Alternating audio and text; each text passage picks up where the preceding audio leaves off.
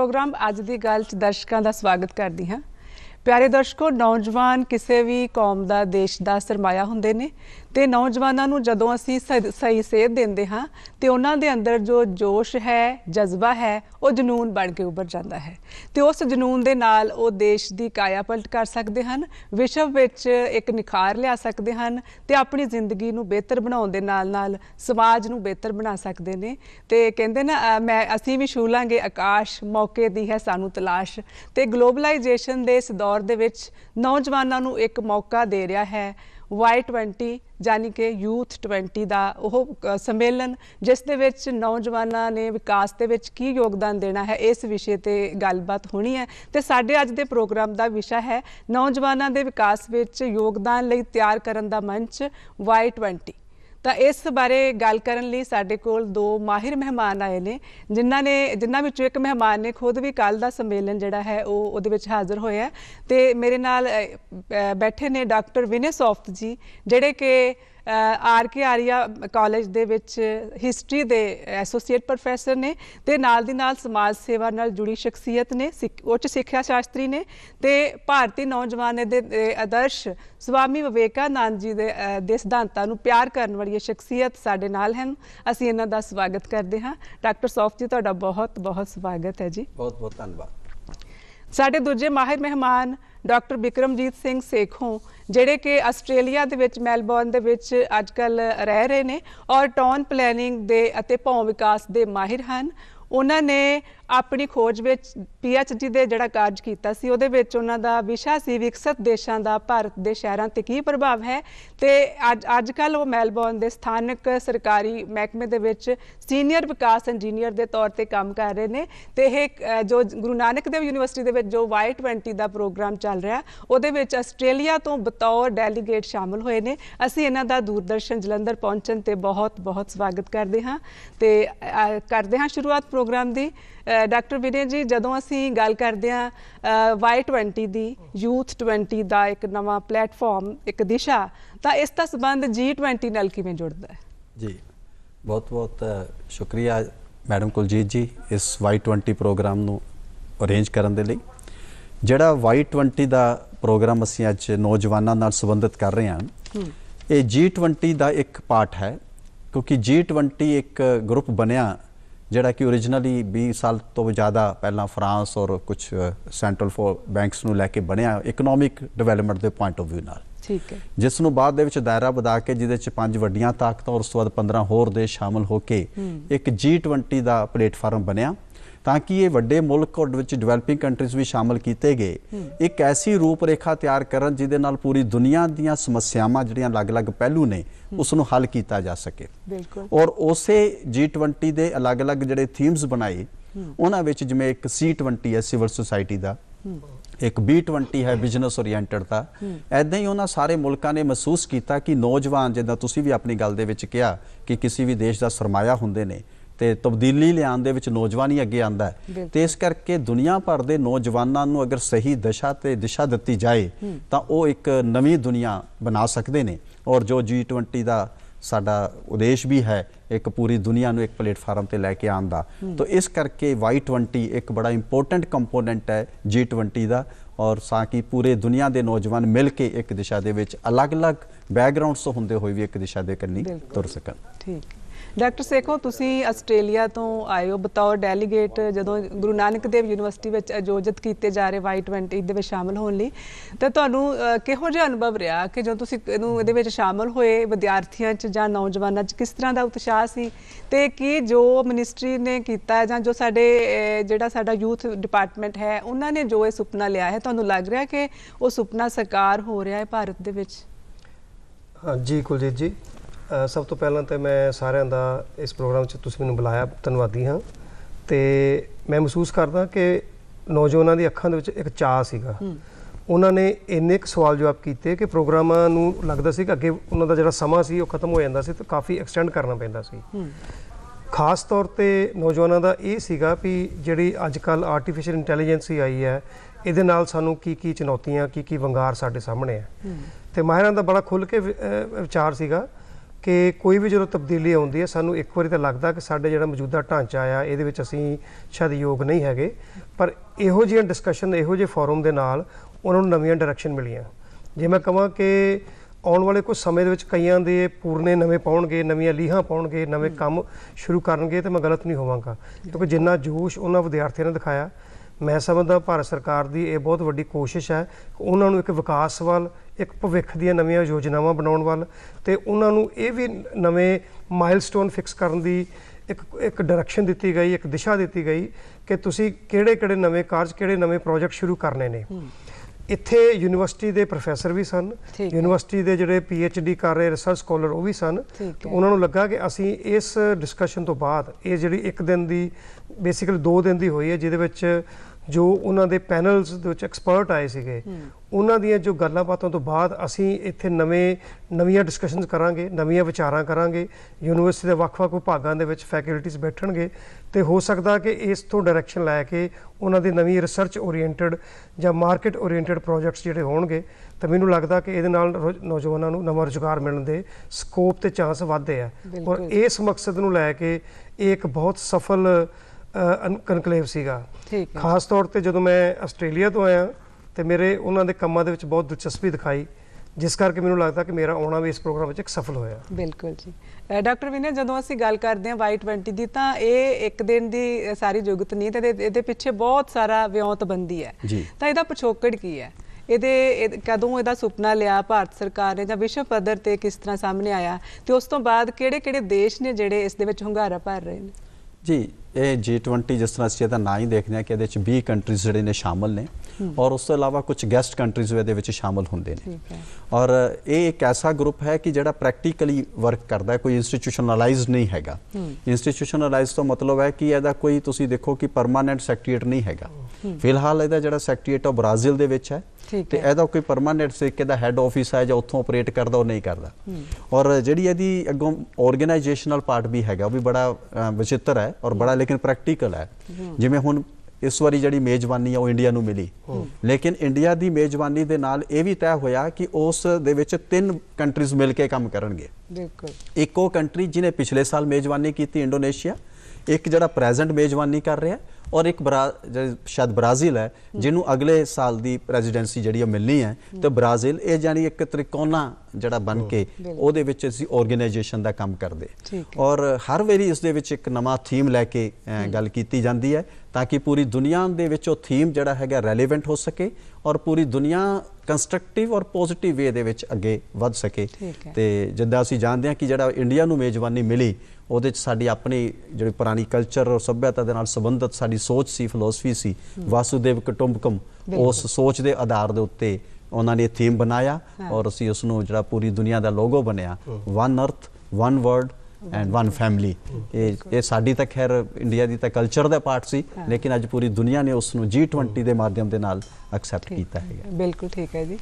Doctor Sekhon जदों तुसी बतौर आस्ट्रेलियन तो आए डेलीगेट के तौर पर इस वेखते हो Y20 नूं तां तुहानूं इंज लगदा नहीं कि मतलब भारत ते इंडिया ते आस्ट्रेलिया के संबंधां दे विच भी कोई नवां निखार आउण दे चांसेस ने जां कोई मौके होणगे इहो जे कि दोवें देश होर बेहतर हो सकन, क्योंकि बाकी देश भी शामिल ने उन्हां देशां बारे असीं गल नहीं कर रहे, तुसीं तां आस्ट्रेलिया तो आए ना इस करके असीं उस देश नूं विशेष तौर ते दा जिक्र कर रहे हैं। ਤੁਹਾਡਾ ਬਹੁਤ ਵਧੀਆ ਸਵਾਲ ਆ ਇਹ ਔਰ ਇਹ ਇੱਕ ਸਵਾਲ ਜਿਹੜੇ ਉੱਥੇ ਦਰਸ਼ਕ ਸਨ ਜਿਹੜੇ ਵਿਦਿਆਰਥੀ ਸਨ ਉਹਨਾਂ ਦੇ ਨਜ਼ਰਾਂ ਦੇ ਵਿੱਚ ਵੀ ਸੀਗਾ ਵੀ ਇਹ ਕੋਲੈਬੋਰੇਸ਼ਨ ਸਿਰਫ ਆਰਜ਼ੀ ਤੌਰ ਤੇ ਹੈ ਕਿ ਅੱਗੇ ਵੀ ਚੱਲੇਗੀ।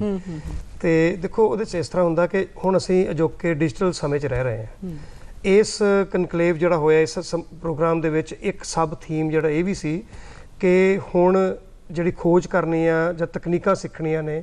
ਉਹ ਜ਼ਰੂਰੀ ਨਹੀਂ ਕਿ ਤੁਸੀਂ ਇੱਕ ਇਕੱਲੇ ਬੈਠ ਕੇ ਸਿੱਖ ਸਕਦੇ ਹੋ, ਤੁਸੀਂ ਇੱਕ ਕਮਰੇ 'ਚ ਬੈਠ ਕੇ ਦੂਸਰੇ ਦੇਸ਼ ਦੇ ਲੋਕਾਂ ਦੇ ਮੁਲਕਾਂ ਦੇ ਨਾਲ ਬੈਠ ਕੇ ਨਵੀਆਂ ਟੈਕਨੀਕ ਵੀ ਸਿੱਖ ਸਕਦੇ ਹੋ।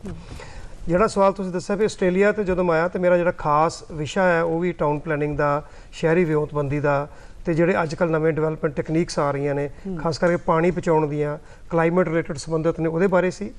ਤੇ ਵਿਦਿਆਰਥੀਆਂ ਨੇ ਬਹੁਤ ਸਾਰੀ ਦਿਲਚਸਪੀ ਵਿਖਾਈ कि असी जे साडे भारत के शहर पंजाब के खास तौर पर शहर भी इन्ने दुनिया के नंबर 1 शहरों में किवें गिने जा सकते हैं। तो ये जिहड़ियां आस्ट्रेलिया दी टैक्नीक्स डिवेलप हुई उहदे विच बहुत दिलचस्पी है और मैं इत्थे कहना चाहुंदा कि इस वेले आस्ट्रेलिया के प्रधानमंत्री भी कुछ दिन पहला ਜਿਹੜੇ ਉਹ ਭਾਰਤ ਹੋ ਕੇ ਗਏ ਨੇ ਠੀਕ ਔਰ ਇੰਡੋ ਆਸਟ੍ਰੇਲੀਆ ਪੈਕਟ ਦੇ ਵਿੱਚ ਜਿਹੜੀਆਂ ਗੱਲਾਂ ਹੋਈਆਂ ਨੇ ਇਹ ਉਸੇ ਲੜੀ ਚੋਂ ਹੀ ਇਹ ਗੱਲ ਨਿਕਲ ਰਹੀ ਹੈ ਕਿ ਇੱਥੇ ਇਹ ਸਬੰਧ ਤੁਸੀਂ ਪੁੱਛਿਆ ਕਿ ਸੁਧਰਨ ਕਿ ਬਹੁਤ ਗੂੜੇ ਹੋਣ ਦੇ ਚਾਂਸ ਹੈ ਬਿਲਕੁਲ। ਔਰ ਭਾਰਤ ਸਰਕਾਰ ਨੇ ਬਹੁਤ ਸਾਰੇ ਜਿਹੜੇ ਟ੍ਰੇਡ ਨੇ ਵਪਾਰ ਨੇ ਉਹਨਾਂ ਦੇ ਵਿੱਚ ਜਿਹੜੀਆਂ ਕੁਝ ਛੋਟਾਂ ਦਿੱਤੀਆਂ ਨੇ, ਕੁਝ ਪਾਬੰਦੀਆਂ ਦਿੱਤੀਆਂ ਨੇ ਤਾਂ ਕਿ ਉਹ ਸਬੰਧ ਹੋਰ ਗੂੜੇ ਹੋਣ। ਤੇ ਮੈਂ ਸਮਝਦਾ ਕਿ ਜਦੋਂ ਤਕਨੀਕਾਂ ਵੀ ਆਪਾਂ ਯੂਨੀਵਰਸਿਟੀਆਂ 'ਚ ਸਿੱਖ ਰਹੇ ਹਾਂ, ਐਜੂਕੇਸ਼ਨ ਦੇ ਵਿੱਚ ਵੀ, ਸਿੱਖਿਆ ਦੇ ਵਿੱਚ ਵੀ ਸਬੰਧ ਬਣ ਰਹੇ ਨੇ ਤੇ ਇਹਦੇ ਵਿੱਚ ਸਬੰਧ ਗੂੜੇ ਹੋਣ ਦੇ ਬਹੁਤ ਚਾਂਸ ਨੇ। ਬਿਲਕੁਲ ਜੀ। ਜਦੋਂ Y20 ਦੀ ਗੱਲ ਚੱਲ ਰਹੀ ਹੈ ਤੇ ਆਮ ਲੋਕਾਂ 'ਚ ਵੀ ਇਸ ਦਾ ਬਹੁਤ ਉਤਸ਼ਾਹ ਹੈ ਤੇ ਅਸੀਂ ਦੇਖਦੇ ਹਾਂ ਕੁਝ ਇਸ ਤਰ੍ਹਾਂ ਦੀਆਂ ਵੀਡੀਓਜ਼ ਜਿਨ੍ਹਾਂ ਦੇ ਵਿੱਚ ਆਮ ਲੋਕਾਂ ਦਾ ਇਸ ਦੇ ਪ੍ਰਤੀ ਜੋ ਵਿਚਾਰ ਹੈ ਉਸ ਨੂੰ ਆਓ ਵੇਖੀਏ।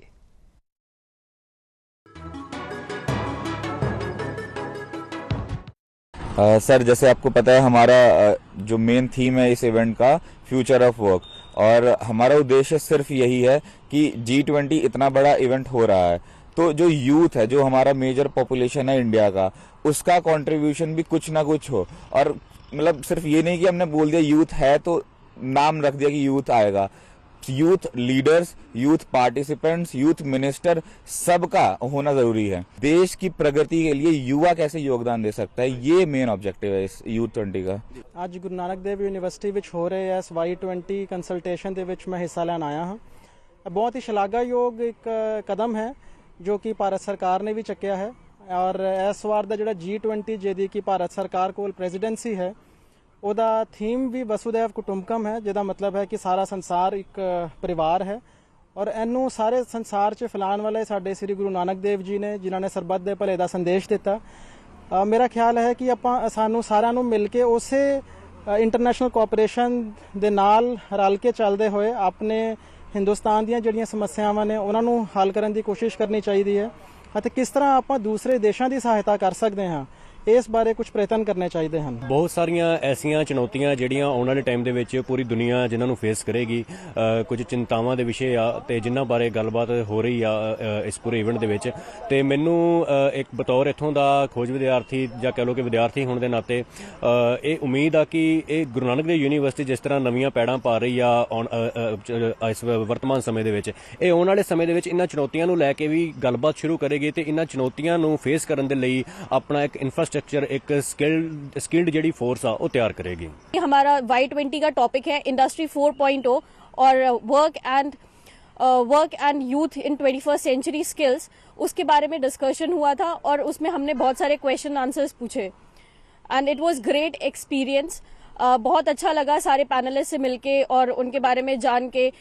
इस डिस्कशन को आगे बढ़ा के और उसके उन चीज़ों के बारे में जान के बहुत अच्छा लगा। जैसा कि हमने देखा था जो G20 Y20 का वसुधैव कुटुंबकम की जो नीति है उसको यहाँ आके हमने जिया है। जो यहाँ की नीति है कि future of work with industry innovation and 4.0 skills, उसको हमने कई डेलीगेट से सीखा, चाहे जापान हो, चाहे आपके साथ साउथ कोरिया हो, चाहे अमेरिका ही क्यों ना हो। हमने उन तमाम डेलीगेट से ये सीखा कि कैसे हम सब मिलके, जो हमारा युवा है, जो हमारी युवा शक्ति है, वो कैसे, हम सबसे युवा देश है भारत, और हम लोग कैसे मिलके एक ऐसा देश बना सकते हैं, कैसे स्किल्स बढ़ा सकते हैं और कैसे इनोवेशंस को आगे बढ़ा सकते हैं ताकि एक ऐसा देश हम बनाएं जो विश्व में एक ऐसे मिसाल बने कि आने वाले देश उससे सीखें।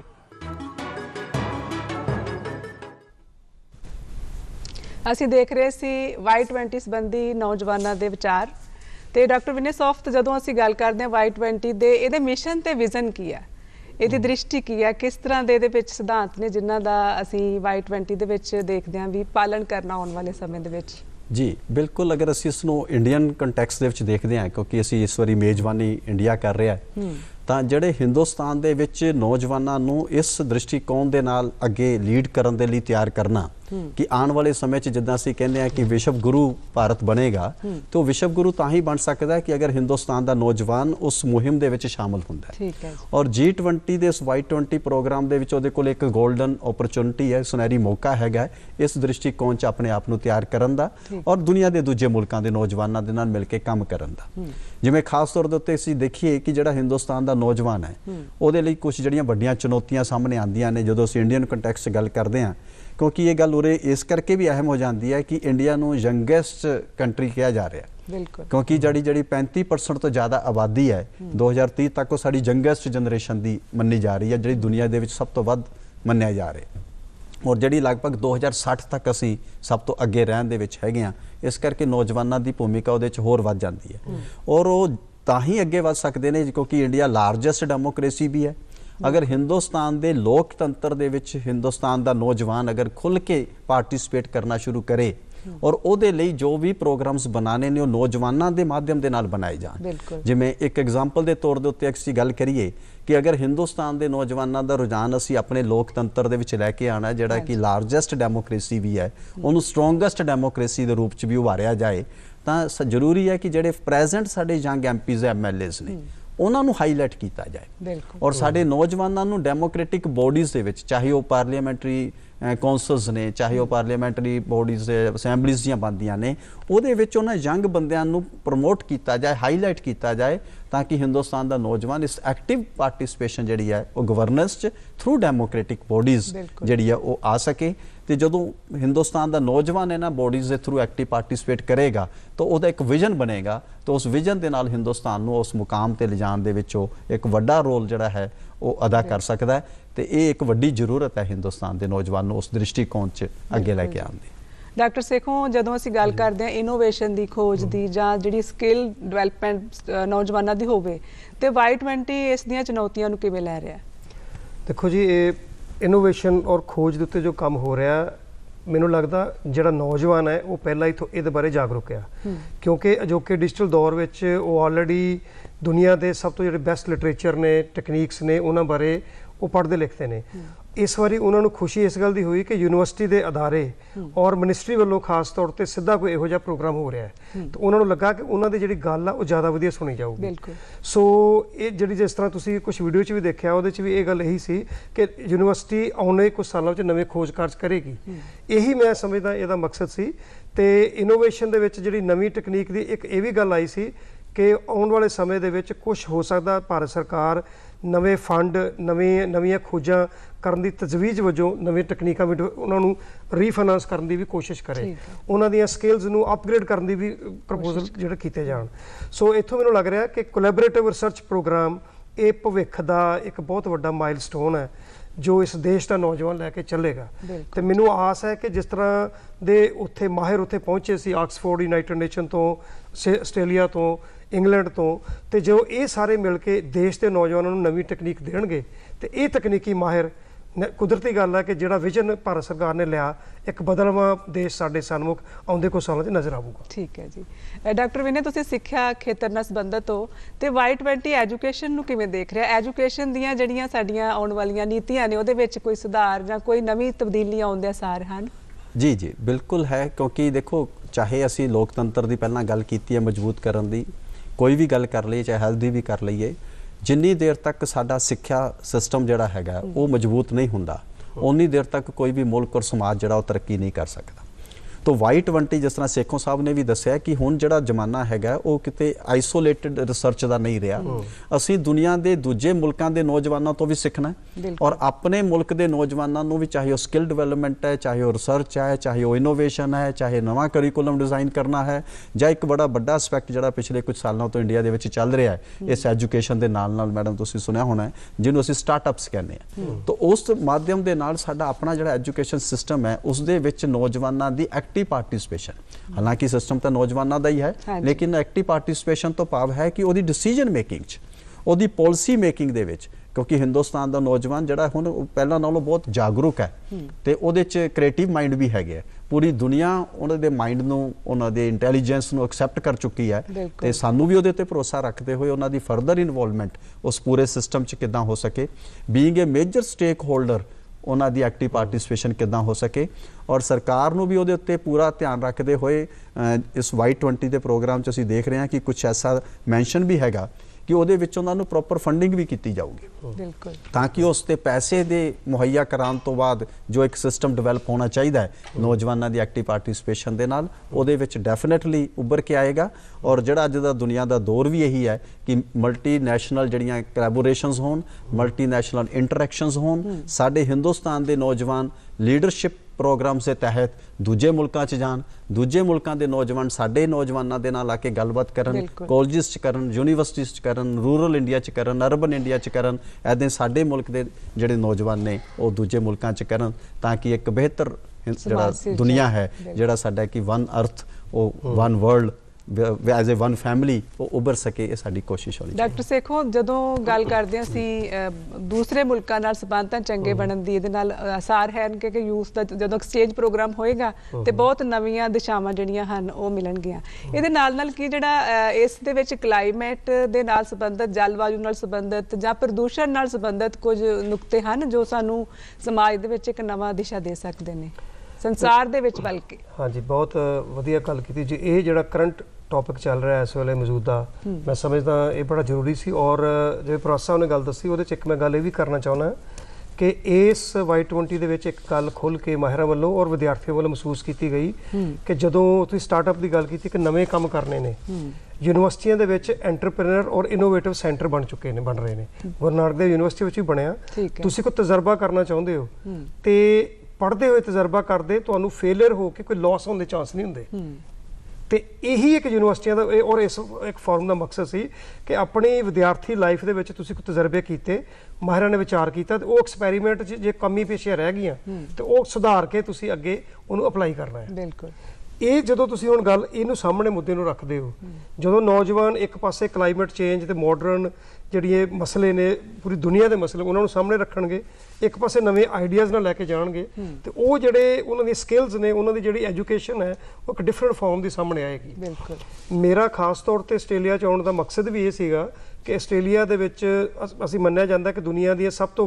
ਵਧੀਆ ਪਾਣੀ ਨੂੰ ਬਚਾਉਣ ਦੀਆਂ ਟੈਕਨੀਕਸ ਨੇ, ਕਿਉਂਕਿ ਡੈਜ਼ਰਟ ਹੋਣ ਕਰਕੇ ਪਾਣੀ ਦੀ ਉੱਥੇ ਬਹੁਤ ਕਮੀ ਹੈ। ਤੇ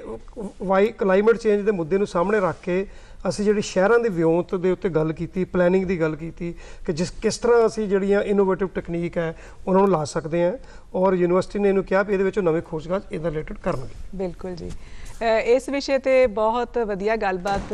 ਕੀਤੀ ਜਾ ਸਕਦੀ ਹੋਰ ਵੀ, ਪਰ ਸਮੇਂ ਦੀ ਨਜ਼ਾਕਤ ਨੂੰ ਧਿਆਨ 'ਚ ਰੱਖਦੇ ਹੋਏ ਅਸੀਂ ਇੰਨੇ ਹੀ ਮੁੱਦਿਆਂ ਦੇ ਬਾਰੇ ਗੱਲ ਕਰ ਰਹੇ ਹਾਂ। ਜਦੋਂ ਗੱਲ ਕੀਤੀ ਜਾਂਦੀ ਹੈ Y20 ਦੀ, ਤਾਂ ਇਹ ਵਿਸ਼ਵ ਸ਼ਾਂਤੀ ਦੀ ਗੱਲ ਕਰਦਾ ਹੈ। ਇਹ ਨੌਜਵਾਨਾਂ ਦੇ ਵਿੱਚ ਨਵੀਂ ਚੇਤਨਾ, ਨਵੀਂ ਜਾਗਰਤੀ ਪੈਦਾ ਕਰਨ ਦੀ ਗੱਲ ਕਰਦਾ ਹੈ। ਤੇ ਇਸ ਵਿਸ਼ੇ ਤੇ ਜਦੋਂ ਅੱਜ ਸਾਡੇ ਕੋਲ ਮਾਹਿਰ ਮਹਿਮਾਨ ਡਾਕਟਰ ਵਿਨੇ ਸੋਫਤ ਜੀ ਔਰ ਡਾਕਟਰ ਵਿਕਰਮਜੀਤ ਸੇਖੋਂ ਜੀ ਨੇ ਬਹੁਤ ਹੀ ਵਡਮੁੱਲੀਆਂ ਗੱਲਾਂ ਕੀਤੀਆਂ। ਉਮੀਦ ਕਰਦੇ ਹਾਂ ਕਿ ਦਰਸ਼ਕ ਇਸ ਤੋਂ ਜ਼ਰੂਰ ਲਾਹਾ ਲੈਣਗੇ ਤੇ Y20 ਦਾ ਜੋ ਸੁਪਨਾ ਹੈ ਉਹ ਸਾਡੇ ਦੇਸ਼ ਦੇ ਵਿੱਚ ਜੋ ਚੱਲ ਰਿਹਾ ਹੈ ਉਹ ਪੂਰਾ ਸਫਲ ਹੋਏਗਾ। ਇਸੇ ਉਮੀਦ ਨਾਲ ਸਤਿ ਸ਼੍ਰੀ ਅਕਾਲ ਜੀ। ਸਤਿ ਸ਼੍ਰੀ ਅਕਾਲ।